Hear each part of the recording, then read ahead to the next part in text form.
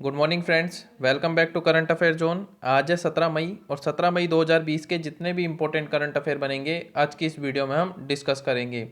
Current affair के सारे ही questions काफ़ी इंपॉर्टेंट है, इसलिए वीडियो शुरू से लेकर एंड तक आप जरूर देखें। साथ ही साथ जो करंट अफेयर के क्वेश्चंस हैं वो हम डिटेल में डिस्कस करते हैं, ताकि एग्जाम में अगर उनके फैक्ट से भी क्वेश्चन आ जाए तो वहाँ से भी आप क्वेश्चन को कर सकेंगे।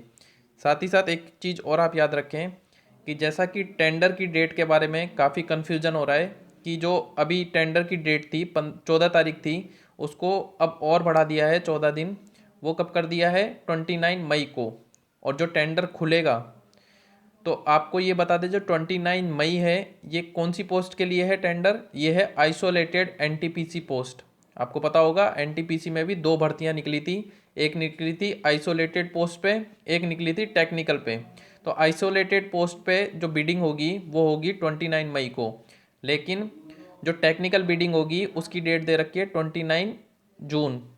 तो अगर होपफुली ये टेंडर इस बार डल जाता है आइसोलेटेड पोस्ट का, तो इसके एग्ज़ाम अगस्त में कंडक्ट करवाने की कोशिश रहेगी या फिर अगस्त तक कंडक्ट हो जाएंगे। और बात करें टेक्निकल बिड, अगर 29 जून को होगी तो उसका जो टेंडर खुलेगा वो खुलेगा जुलाई तक। तो आप पूरा जुलाई मानिए, पूरा अगस्त मानिए, और सितंबर के एंड में होपफुली अगर आरआरबी एनटीपीसी एग्ज़ाम कंडक्ट करवाता है तो तब तक एग्ज़ाम कंडक्ट हो जाएगा। तो अभी से आपके पास लगभग 3 महीने हैं। 3 महीने में आप अच्छी तरह करंट अफेयर और स्टैटिक जीके दोनों की तैयारी कर सकते हैं। अगर आप पहली बार चैनल पे जुड़े हैं तो चैनल को सब्सक्राइब जरूर करें। और सब्सक्राइब इसलिए करने को बोला जा रहा है कि आने वाले कुछ टाइम के बाद हम क्या करेंगे, प्रीवियस ईयर जो आरआरबी एनटीपीसी के पेपर्स हैं उनको हर शिफ्ट वाइज हम डिटेल में डिस्कस करेंगे, ताकि एग्ज़ाम में अगर वहाँ से क्वेश्चन बनता है तो आप 2 या 3 सेकंड के अंदर क्वेश्चन को कर सकेंगे। मेन क्या होता है, रेलवे के एग्ज़ाम्स में क्वेश्चन रिपीट भी हो जाते हैं कई बार। तो हम सारे के सारे पैटर्न वाइज क्वेश्चन डिस्कस करेंगे, ताकि अगर क्वेश्चन किसी भी शिफ्ट में रिपीट करेगा, क्वेश्चन की संख्या ज़्यादा है क्योंकि शिफ्टें बहुत सारी थी उस टाइम 2016 में, क्वेश्चन की संख्या लगभग 2000 के समथिंग है, लेकिन हम वो क्वेश्चन करेंगे जो इम्पोर्टेंट होंगे और थोड़े से अलग होंगे। बाकी जो नॉर्मल क्वेश्चन पूछे जाते हैं वो हम एक बार वन लाइनर में डिस्कस कर लेंगे, लेकिन जो अटपटे क्वेश्चन होंगे उसको हम डिटेल में डिस्कस करेंगे। तो इसलिए सब्सक्राइब कर दें चैनल को, बेल बटन को प्रेस कर दें। सबसे पहले बात करें कोरोना ग्राफ की, तो कोरोना ग्राफ में अमेरिका सबसे ऊपर बना हुआ है, उसके बाद स्पेन, रशिया, यूके, ब्राज़ील। ऊपर के चार याद करने हैं आपको। अमेरिका में लगभग 90,000 लोगों की मौत हो चुकी है, और वहाँ के जो स्वास्थ्य मंत्री हैं उन्होंने ये बताया है कि लगभग 6 लाख लोगों की मौत हो सकती है अमेरिका के अंदर। बात करें भारत की, तो भारत ने चाइना को पीछे छोड़ दिया है कोरोना मरीज में। तो ये बहुत बुरी खबर है भारत के लिए। लगभग 2871 लोगों की मौत हो चुकी है भारत में। और भारत में सबसे ज़्यादा आंकड़ा किस राज्य का है? तो सबसे ज़्यादा आंकड़ा है महाराष्ट्र का। उसके बाद बात करें तो गुजरात, तमिलनाडु, ये राज्य हैं जहाँ पे कोरोना वायरस के सबसे ज़्यादा मरीज पाए गए हैं। अकेले महाराष्ट्र में लगभग 30,000 के समथिंग लोग पाए गए हैं कोरोना पॉजिटिव। तो ये बहुत बुरी खबर है भारत के लिए। तो इसलिए अभी भी आपको लॉकडाउन का पालन करना पड़ेगा। और अगर आप वर्किंग पीपल हैं या फिर कहीं आप बाहर जाते हैं तो आपके लिए ये व्यवस्था की जाएगी कल से कि आपको सुबह 6 बजे तक करंट अफेयर आपको अपलोड मिल जाएगा। ये या तो रात के 2 बजे आपको करंट अफेयर अपलोड कर दिया जाएगा, ताकि आपकी जैसे ही सुबह आँख खुले आप वैसे ही करंट अफेयर को रिवाइज करके आप अपने डेली वर्किंग जो काम है आपके वो आप कर सकते हैं। तो इससे आपका करंट अफेयर का भी लॉस नहीं होगा। तो ये पहल की जाएगी आपके लिए।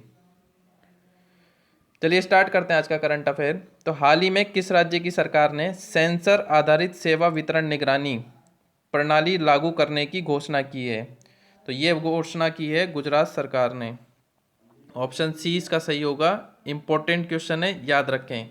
गुजरात अच्छे जो क्वेश्चन बनाता है वो गुजरात से बन जाते हैं एग्जाम्स के अंदर। क्योंकि क्या होता है कि जो हम उत्तर भारत के विद्यार्थी हैं वहाँ पर लगभग क्वेश्चन साउथ के मिलते हैं या फिर ईस्ट और वेस्ट के मिलते हैं। क्योंकि हम नॉर्थ भारत में रहते हैं तो इसलिए आपको अदर डिवीज़न के क्वेश्चन को ज़्यादा अहमियत देनी है एग्ज़ाम्स के अंदर। तो इसलिए गुजरात के क्वेश्चंस हो गए, महाराष्ट्र के क्वेश्चंस हो गए, साउथ के क्वेश्चंस हो गए, या फिर उत्तरी भारत के क्वेश्चंस हो गए, उत्तरी पूर्वी भारत के क्वेश्चंस हो गए, तो इनको आप थोड़े अच्छे से पढ़ा करें, क्योंकि वहाँ से क्वेश्चन थोड़े अटपटे भी होते हैं और क्वेश्चन बन भी जाएंगे। तो सेंसर आधारित सेवा वितरण निगरानी प्रणाली लागू करने की घोषणा की है गुजरात ने। अब ये क्या है सेंसर आधारित? तो आपको पता होगा कि हर जगह पे एक शुद्ध पेयजल के वितरण की निगरानी की जाती है। तो शुद्ध जो जल घरों में पाइपलाइन के जरिए जाया जाता है, तो उसमें सेंसर लगाएगा गुजरात।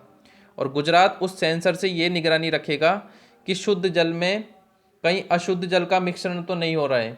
तो ये शुद्ध जल के वितरण की निगरानी करने के लिए सेंसर आधारित सेवा वितरण निगरानी शुरू करेगा। अब ये शुरू करेगा गुजरात। गुजरात से आपको दो चीज़ें याद रखनी है कि गुजरात की राजधानी क्या है। कई बार कन्फ्यूजन होता है गुजरात की राजधानी से। तो गुजरात की राजधानी है गांधीनगर, क्योंकि वहाँ पे एक ऑप्शन होगा गुजरात के राजधानी में अहमदाबाद। तो अहमदाबाद पे टिक नहीं करना है, गुजरात की राजधानी है गांधीनगर। आप इस तरह से याद कर सकते हैं ट्रिक से कि गुजरात से कौन निकले थे? महात्मा गांधी। तो महात्मा गांधी का नाम उसी से बना है गांधीनगर। और गांधीनगर किसकी कॉन्स्टिट्यूएंसी है? तो अमित शाह जी की कॉन्स्टिट्यूएंसी है, चुनावी। इस चीज़ को अभी आप याद रखें। मुख्यमंत्री कौन है? तो मुख्यमंत्री हैं विजय रूपाणी। गवर्नर कौन है? तो गवर्नर है आचार्य देवव्रत। मुख्य न्यायाधीश, आज से हम क्या करेंगे, राजधानी, मुख्यमंत्री, राज्यपाल और उसके साथ साथ जो वहाँ का हाई कोर्ट लगता है उसके मुख्य गवर्नर के बारे में भी, मुख्य न्यायाधीश के बारे में भी हम डिस्कस करेंगे, ताकि चार के चार फैक्ट्स हमारे स्टैटिक जीके के करंट अफेयर से डिस्कस हो जाएं। तो मुख्य न्यायाधीश कौन है वहाँ के? तो मुख्य न्यायाधीश है विक्रम नाथ। इनका नाम आप याद रखें, इंपॉर्टेंट है। अब बात करें गुजरात की, तो गुजरात क्यों इंपॉर्टेंट है? तो गुजरात इसलिए इम्पोर्टेंट है कि वहाँ पे हाल ही में गुजरात पुलिस है उसने टेसर गन का सबसे पहले प्रयोग किया था। टेसर गन मतलब जैसे आपने देखा होगा हॉलीवुड फिल्मों में कि ये गन होती है, उसके अंदर से इलेक्ट्रिक वायर निकलते हैं जिससे व्यक्ति को शॉक लगता है और व्यक्ति थोड़ी देर के लिए बेहोश हो जाता है। तो ये टेसर गन का सबसे पहले उपयोग किसने किया था? गुजरात पुलिस ने। साथ ही साथ सुजलाम सुफलाम जल संचय अभियान, आपको पता होगा ग्रीष्मकालीन जो टाइम होता है, गर्मियों का जो टाइम होता है, उसमें राज्यों का सबसे बड़ा जो प्रयास रहता है वो क्या रहता है? जल संचय करने का। तो इन्होंने उसी जल संचय अभियान के तहत एक अभियान चालू किया था कि सुजलाम सुफलाम जल संचय अभियान। इस चीज़ को आप याद रखें। अब बात हो रही है राष्ट्रीय उद्यान की। तो राष्ट्रीय उद्यान इंपॉर्टेंट है गुजरात के, जिनमें से तीन हम डिस्कस करेंगे जो फेमस हैं। पहला है गिर राष्ट्रीय उद्यान, पहला है गिर राष्ट्रीय उद्यान। दूसरा है बसंदा बसंदा राष्ट्रीय उद्यान। तीसरा है मेरीन राष्ट्रीय उद्यान। इसको याद रखें आप, इंपॉर्टेंट है। साथ ही साथ एक क्वेश्चन और बनता है, जो ये बनता है सीजीएल में बना था अभी हाल ही में क्वेश्चन, कि सुदर्शन झील कहाँ पर स्थित है? तो सुदर्शन झील स्थित है गुजरात में। इस चीज़ को भी आप याद रखें, इंपॉर्टेंट क्वेश्चन है। अगर एग्जाम में रिपीट हो जाएगा तो आसानी से कर सकेंगे आप। सुदर्शन झील कहाँ पर है? गुजरात के अंदर है। साथ ही साथ एक चीज़ और आप याद रखें कि माधवपुर मेला कहाँ आयोजित किया जाता है? तो ये आयोजित किया जाता है गुजरात के अंदर। जैसे हरियाणा के अंदर क्या आयोजित किया जाता है? सूरज कुंड मेला। तो इसी तरह माधवपुर मेला कहाँ आयोजित किया जाता है? गुजरात के अंदर आयोजित किया जाता है। साथ ही साथ एक क्वेश्चन ये बनता है कि जो गुजरात का एक शहर है सूरत, वो किस नदी के किनारे बसा हुआ है? तो सूरत जो बसा हुआ है वो ताप्ती नदी के किनारे बसा हुआ है। सूरत को आप इस तरह से याद कर सकते हैं कि सूरत का एक फॉर्म कर लें अपन सूरज, और सूरज क्या होता है? तपता है, और तपते से क्या हो जाएगा? ताप्ती। तो इस तरह से आप याद कर सकते हैं। तो ये आपके जो स्टैटिक के पोर्शन है वो भी हम साथ के साथ कवर करवा रहे हैं। तो सेंसर आधारित सेवा वितरण निगरानी प्रणाली शुरू किसने की है? गुजरात ने। इस चीज़ को आप याद रखें, ऑप्शन सी इसका सही होगा। हाल ही में किस राज्य सरकार ने ई संजीवनी ओपीडी ऑनलाइन सेवा शुरू की है? तो ई संजीवनी ओपीडी ऑनलाइन सेवा शुरू की है महाराष्ट्र की सरकार ने। दो राज्य हैं, जैसे कि आपको पता होगा कोरोना वायरस के दो राज्य सबसे ज़्यादा इम्पोर्टेंट हैं। और इम्पोर्टेंट क्यों है? क्योंकि सबसे ज़्यादा केसेस इनके मिल रहे हैं। एक तो हो गया महाराष्ट्र और दूसरा हो गया गुजरात। उसके बाद तमिलनाडु है। तो हमको जो जो करंट अफेयर में डिस्कस कर रहे हैं वो उन्हीं राज्यों के बारे में ज़्यादा डिस्कस करेंगे जो करंट अफेयर में ज़्यादा चर्चा में बने हुए हैं, क्योंकि क्वेश्चन भी वहीं से ज़्यादा बनेंगे।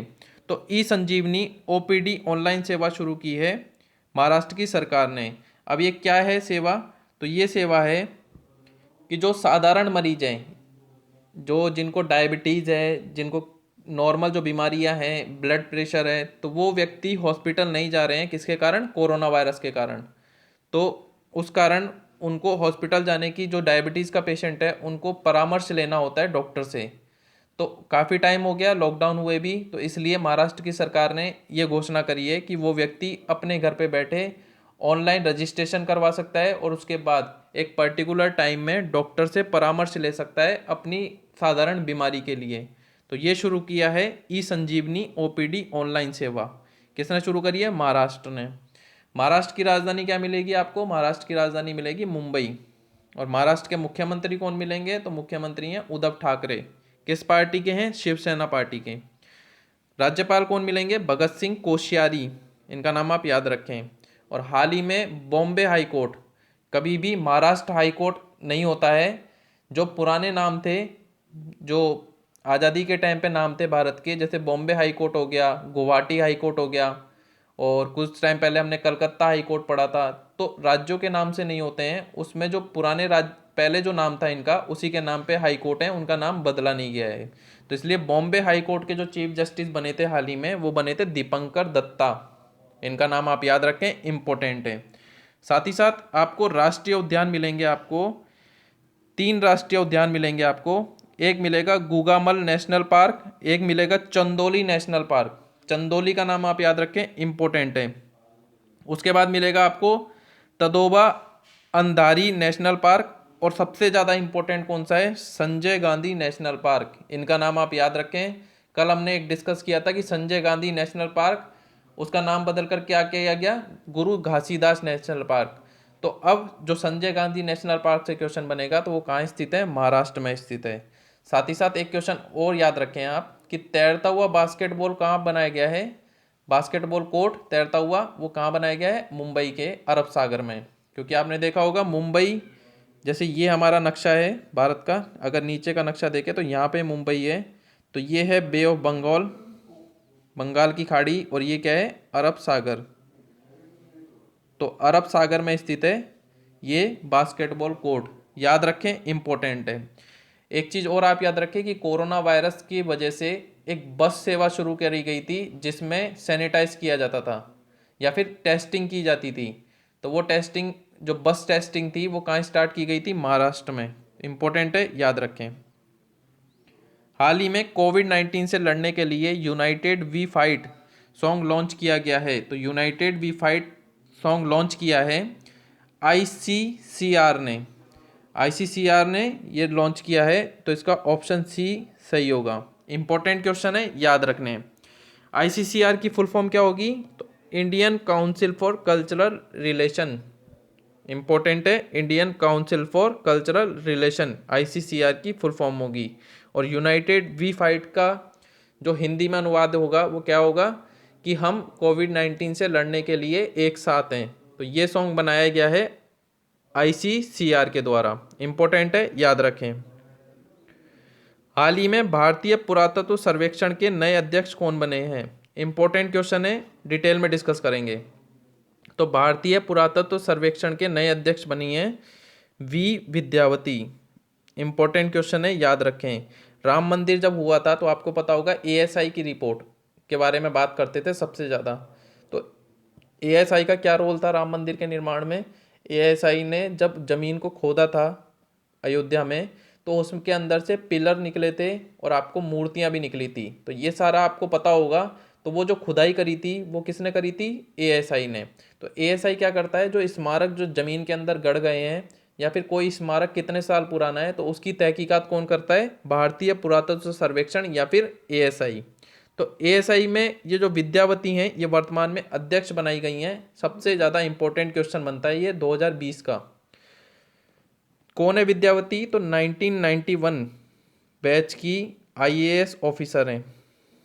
आईएएस ऑफिसर हैं 1991 बैच की। इंपॉर्टेंट क्वेश्चन है, अब डिटेल में डिस्कस करते हैं। भारतीय पुरातत्व सर्वेक्षण बोलें या फिर एएसआई बोलें। एएसआई की फुल फॉर्म क्या होती है? Archaeological survey of India. स्थापना कब हुई थी? 1861 में। हेडक्वार्टर कहाँ है? नई दिल्ली में। संस्थापक कौन है या फिर किसने एएसआई को संस्थापित किया? फाउंडर कौन है? तो वो है अलेक्जेंडर कनिंघम। पीडीएफ में मेंशन मिलेगा इनका नाम, अलेक्जेंडर कनिंघम है इनका नाम, अलेक्जेंडर कनिंघम ने। साथ ही साथ सबसे महत्वपूर्ण कार्य क्या रहा एएसआई का अभी तक? सबसे पहला याद रखेंगे कि 1871 में इन्होंने क्या खोजा? जो अशोका के अभिलेख थे जो खरोष्टी लिपि में लिखे गए थे, तो वो अभिलेखों को खोजा था जेम्स प्रिंसेप ने। ये यहाँ से एक स्टैटिक जीके का और क्वेश्चन बन जाता है कि सबसे पहले अशोका के जो अभिलेख हैं उनको किसने खोजा था? तो उसको पढ़ा था और खोजा था किसने? जेम्स प्रिंसेप ने। जेम्स प्रिंसेप ने। अगर आपने पहले भी अगर एसएससी के एग्जाम दिए हैं तो आपने देखा होगा ये क्वेश्चन वहाँ पर आया हुआ है। तो खरोष्टी लिपि में अभिलेख थे अशोका के, तो उसको खोजा था जेम्स प्रिंसेप ने। तो सबसे महत्वपूर्ण कार्य बताया गया था एएसआई का खरोष्टी लिपि में इस अभिलेखों को खोजना। उसके बाद कौन सा बताया गया है? राम मंदिर में जो एएसआई की खोज हुई थी और उसके बाद जो जजमेंट आया था। तो इसलिए इंपॉर्टेंट बनता है एएसआई। अध्यक्ष कौन बनी है? वी विद्यावती। इंपॉर्टेंट क्वेश्चन है, स्टार मार्क करके नोट डाउन कर लेना। हाल ही में किस वाहन निर्माता कंपनी ने सेवा अभियान शुरू किया है? तो सेवा अभियान शुरू किया है BMW इंडिया ने। ऑप्शन सी इसका सही होगा, BMW इंडिया। इंपॉर्टेंट क्वेश्चन है। अब बात करें ये सेवा अभियान क्या है, तो आपको पता होगा अगर आप कोई भी कार या बाइक परचेज करते हैं तो उसके बाद आपको क्या करना होता है? उसकी नेम प्लेट लगवानी होती है, आरटीओ में उसके कागज़ बनाने होते हैं, तो बहुत सारे काम होते हैं। तो अब BMW इंडिया ने क्या किया है कि वो जो बाकी के काम होते हैं गाड़ी परचेज करने के बाद, वो सारे के सारे काम कौन करवाएगी? कंपनी खुद करवाएगी। और जब आप परचेज करने जाएंगे तो आपको गाड़ी एकदम परफेक्ट मिलेगी, आपको कोई भी कागज़ नहीं बनवाने पड़ेंगे। तो ये कार्य शुरू किया है BMW इंडिया ने। BMW इंडिया का इंडिया के अंदर अगर हेडक्वार्टर की बात करें तो कई बार एग्जाम में पूछा जाता है, तो इसका हेडक्वार्टर है चेन्नई के अंदर। प्लांट भी इसका कहाँ है? चेन्नई के अंदर है। बात करें इसके पहले अध्यक्ष की, जो भारतीय थे, उनका नाम था रुद्रतेज, माफ़ कीजिएगा, रुद्रतेज सिंह।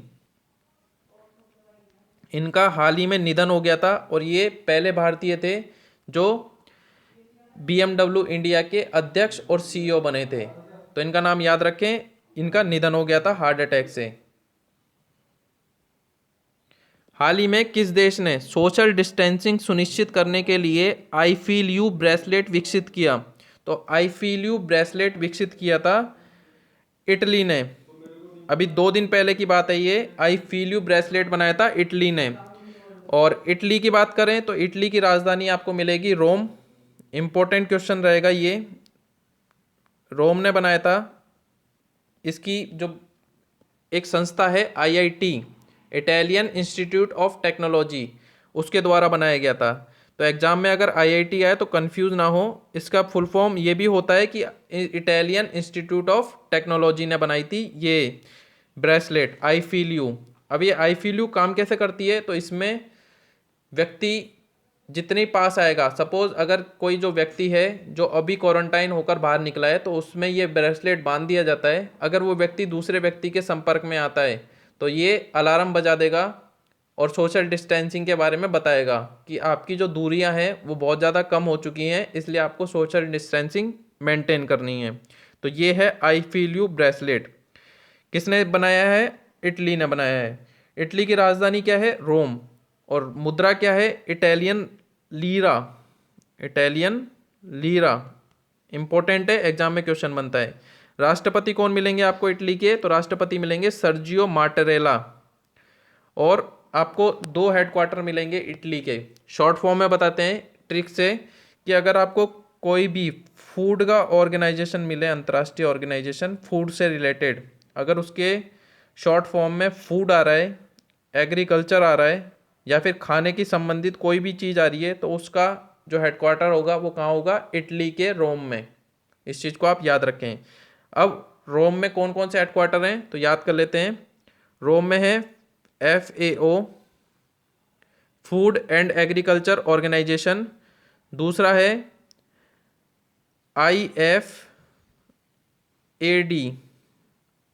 इसकी फुल फॉर्म क्या है? International fund for agriculture development. इसका भी ऑर्गेनाइजेशन का हेडक्वार्टर कहाँ मिलेगा? तो ये मिलेगा रोम में।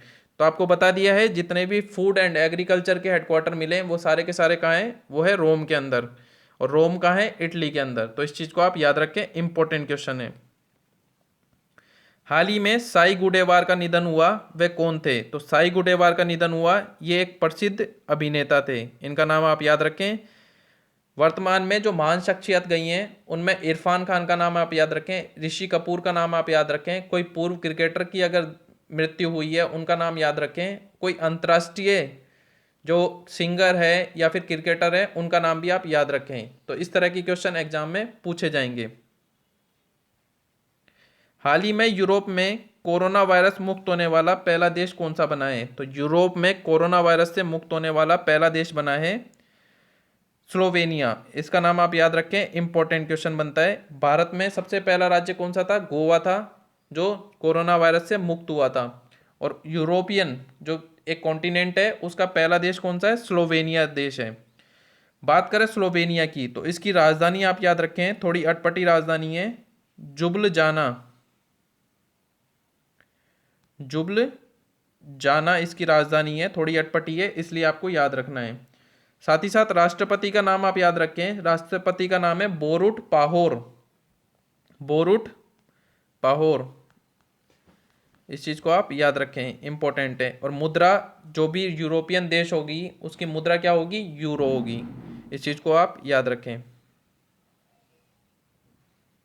तो मुक्त होने वाला पहला देश कौन सा है यूरोप का? स्लोवेनिया। इंपॉर्टेंट क्वेश्चन है, स्टार मार्क करके नोट डाउन कर लें। और भारत का कौन सा है? भारत का है गोवा। हाल ही में world economic situation and prospectus report किसने जारी करी है? तो world economic situation and prospectus report जारी करी है यूनाइटेड नेशन ने या फिर यूएन ने, जिसको हिंदी में क्या बोलेंगे? संयुक्त राष्ट्र। अब ये रिपोर्ट क्या बताई गई है? तो ये रिपोर्ट बताई गई है कि कौन सा देश कोरोना वायरस से कितना पीड़ित है और उसकी इकोनॉमी हालत कितनी है। तो उसके तहत एक रिपोर्ट बनाई गई है यूनाइटेड नेशन के द्वारा। अब यूनाइटेड नेशन को हम डिटेल में डिस्कस करते हैं। स्थापना कब हुई थी? तो स्थापना हुई थी 24 अक्टूबर 1945 को। इसलिए यूनाइटेड डे या फिर यूनाइटेड दिवस कब मनाया जाता है? संयुक्त राष्ट्र दिवस 24 अक्टूबर को मनाया जाता है। हेडक्वार्टर कहाँ मिलेगा आपको? हेडक्वार्टर मिलेगा आपको न्यूयॉर्क सिटी में। और अमेरिका का सबसे ज़्यादा अगर कोरोना वायरस कहीं फैला है तो वो न्यूयॉर्क में फैला है सबसे ज़्यादा। आपको महासचिव कौन मिलेंगे? महासचिव मिलेंगे आपको एंटोनियो गुटेरेस।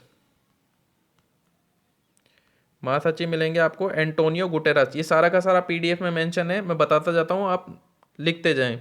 महासचिव है एंटोनियो गुटेरस और ये शायद पुर्तगाल से बिलोंग करते हैं, तो ये भी आप याद करें वरना मैं कल आपको कंफर्म करके बता दूंगा।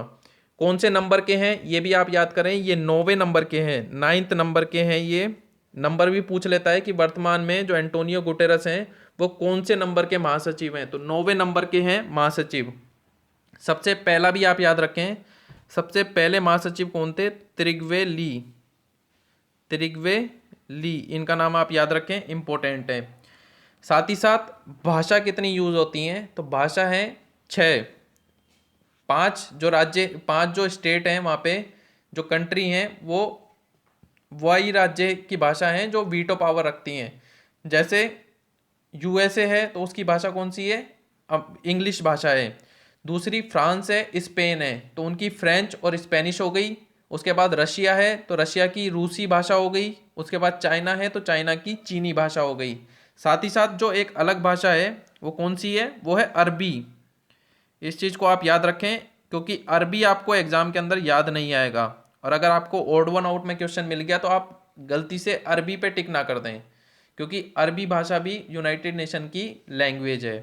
अब क्वेश्चन कैसे घुमा के पूछेगा कि ये तो हो गई वहाँ पे भाषा जो हम बोलचाल में यूज़ कर सकते हैं या फिर वहाँ पर जो स्पीच है वो दे सकते हैं, लेकिन जो वर्किंग लैंग्वेज होती है, जो कार्यकारी भाषा होती है, वर्किंग लैंग्वेज वो कौन सी है? तो वो है इंग्लिश और फ्रेंच। इस चीज़ को आप याद रखें, वर्किंग लैंग्वेज दो ही हैं, इंग्लिश और फ्रेंच। साथ ही साथ सदस्य देश आपको याद रखने हैं। सदस्य देश हैं 193। और जनरल असेंबली होती है यूनाइटेड नेशन में। आपने देखा होगा यूनाइटेड नेशन के 6 अंग होते थे, एक अंग को हटा दिया है और 5 अंग अब वापस रह गए हैं। तो जनरल असेंबली के अध्यक्ष कौन है? तिजानी मोहम्मद वंदे। और साथ ही साथ सिक्योरिटी काउंसिल के प्रेसिडेंट कौन है? तो सिक्योरिटी काउंसिल के प्रेसिडेंट हैं, इनका नाम आप याद रखें या फिर ऐसे रख सकते हैं कि डेंग डिन क्यू।